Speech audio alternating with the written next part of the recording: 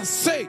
C'est le temps où Dieu lève les fils de Dieu. Des gens qui s'enrôlent dans l'armée de Dieu pour travailler, pour annoncer, proclamer l'évangile du royaume, le propager dans le monde entier.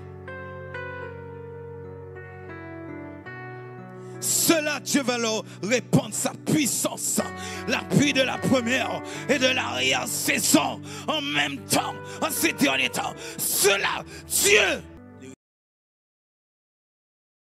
Réclamation de l'ennemi. Ok? Je n'ai pas le temps d'entrer dans ces détails. Mais je crois que par rapport à... Je vais expliquer un peu plus tard. Mais c'est que... Comment expliquer ça?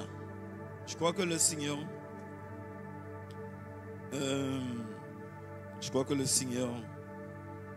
veut vraiment manifester sa gloire parce que c'est le temps. Depuis quelque temps, on parle de miracles. Je vais continuer plus tard pour expliquer pourquoi il faut absolument des miracles. Mais le Seigneur cherche des instruments, des canaux. Surtout en cette heure fatidique. La création attend la manifestation, la révélation des fils de Dieu. Le monde est de plus en plus contrôlé par le diable. C'est la préparation pour que l'esprit d'Antéchrist fasse place carrément à l'Antéchrist. Donc Dieu cherche des hommes et des femmes qui va pouvoir puissamment utiliser pour démontrer que Jésus-Christ est Seigneur. Mais, bien-aimés, c'est le temps où l'armée de Dieu recrute. Il y a une sélection qui se fait. Donc, c'est le temps d'entrer dans des alliances basées sur l'alliance du Seigneur à cause de son sacrifice. Mais le Seigneur te demande de lui dire, voilà ma vie. Utilise-toi, utilise-la. Je vais expliquer encore.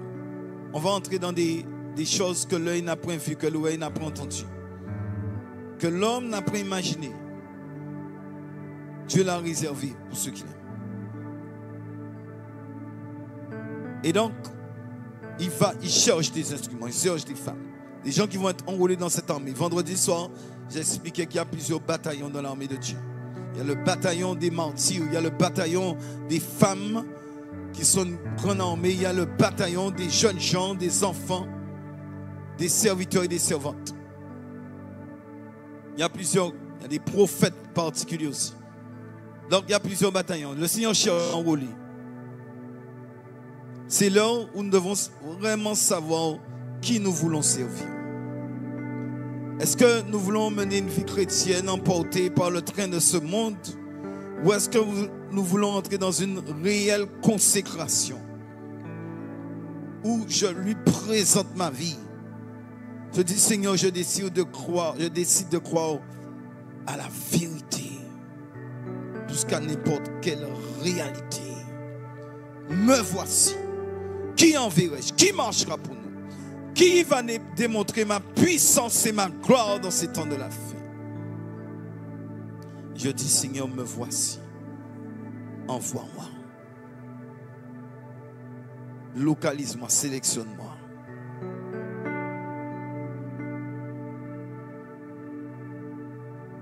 Et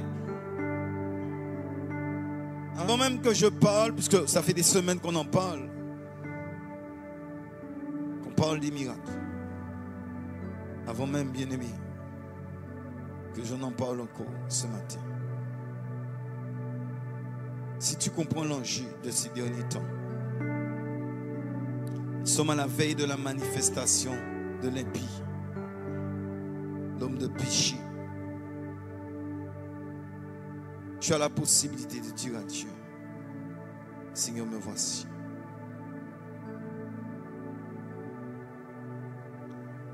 Il faut que toutes tes promesses s'accomplissent. Promesses de la puissance de l'esprit de vie sur la puissance du péché. Promesses sur la puissance de la guérison et de la santé sur la maladie. Promesse de la vie sur la mort. Et même dans le domaine des finances, car il faut des finances pour propager le royaume de Dieu. On ne parle plus de se faire plaisir. On parle des intérêts du royaume de Dieu. Et pendant qu'on va faire passer le repas du Seigneur, distribuer, n'oublie pas, Jésus a dit, a présenté la coupe comme la coupe de la nouvelle alliance en mon sang. Et basé sur cette alliance, tu peux encore renouveler, dire, Seigneur, me voici, accomplis tout ce que tu dois accomplir dans ma vie. Je veux être ton instrument en ces temps de la fin. Je veux me positionner pour toi. À l'heure de l'apostasie, à l'heure d'évangile, de l'hypergrâce, à l'heure de toutes sortes de fausses doctrines et de séduction dans le corps de Christ, je veux me positionner pour la vérité et pour toi. Oui, je choisis de te servir.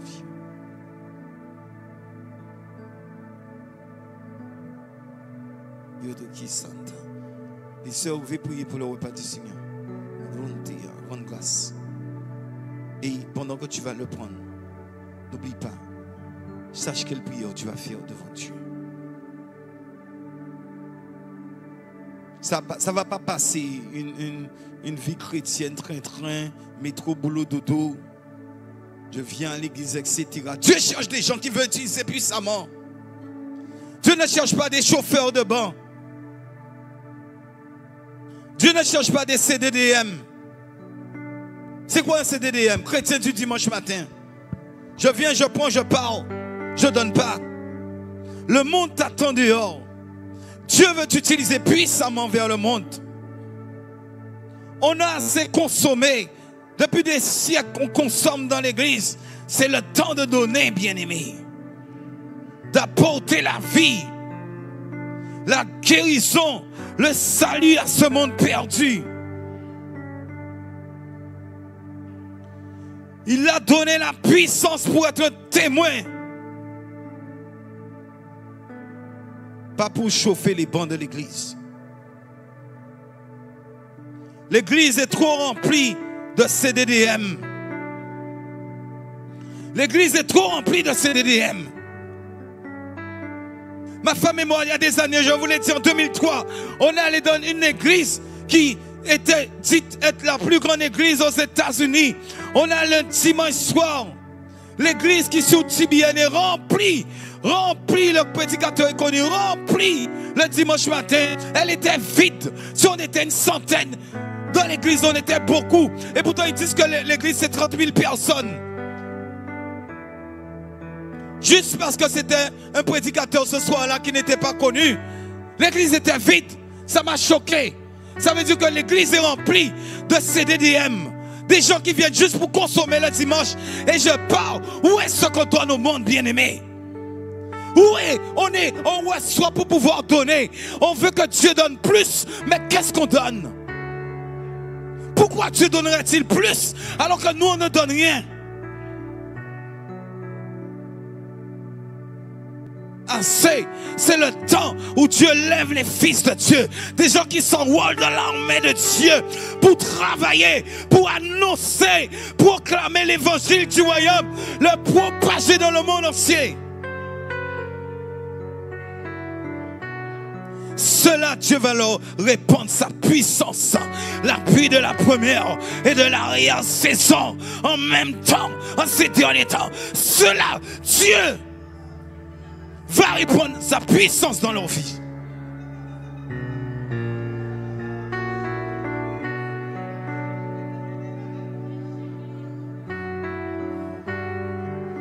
C'est le temps de se positionner. C'est le temps de se positionner. Trop de chrétiens qui viennent juste s'asseoir comme des oisillons qui ouvrent le bec, les yeux sont fermés, juste recevoir ce que maman lâche de la bouche. Mais c'est le temps de sortir du nid pour aller voler comme un aigle. C'est le temps, bien-aimé.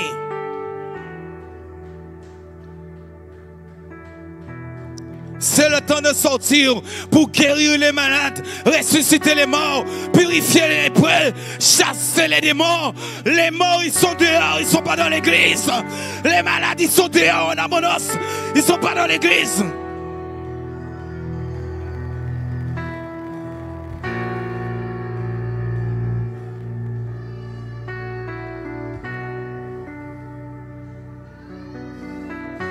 On a chanté Esprit de Dieu, glorifier Jésus.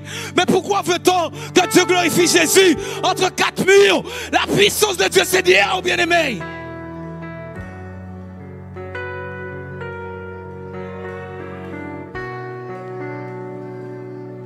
Acte des apôtres, le lieu où ils étaient assemblés fut rempli, ils furent tout remplis du Saint-Esprit, mais ils ne sont pas restés confinés entre quatre murs. Ils sont sortis et la Bible dit que les apôtres rendaient avec force témoignage de la résurrection de Jésus d'entre les morts. Ils ne sont pas restés entre quatre murs, assister juste un culte le dimanche matin. Ils sont allés dehors.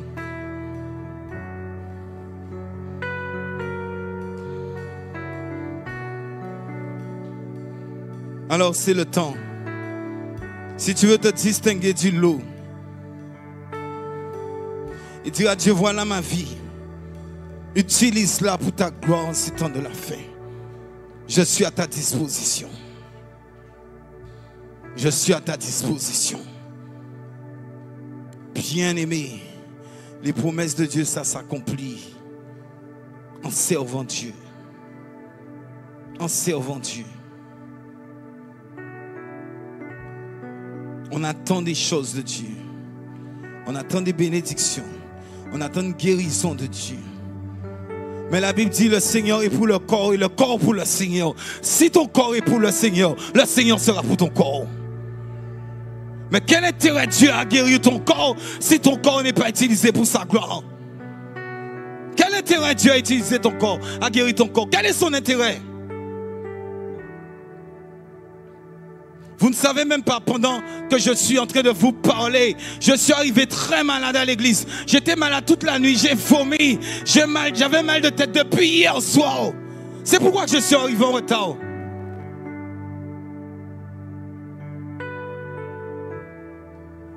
J'ai même appelé Lorenzo pour savoir s'il était là ce matin.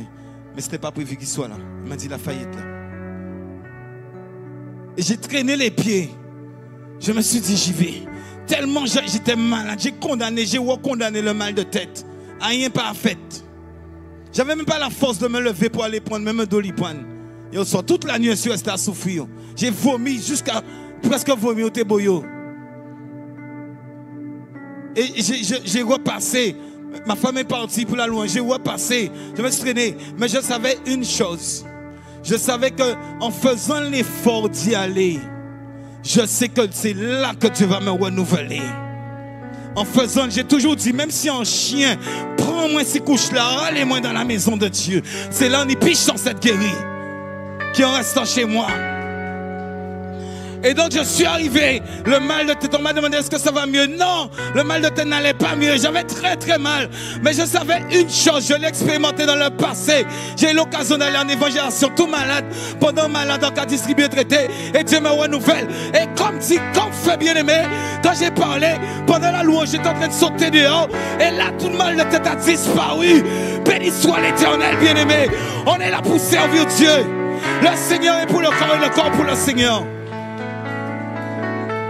Mylène m'a demandé est-ce que ça allait bien. Elle m'a dit c'est quand tu iras. J'ai dit oui je sais. C'est quand je vais prendre le micro. C'est quand je vais commencer à servir Dieu. C'est là que la guérison va se manifester. Comme fait, je suis en train de vous parler, je sens qu'un mal de tête. Et toute la nuit j'ai souffert avec ça.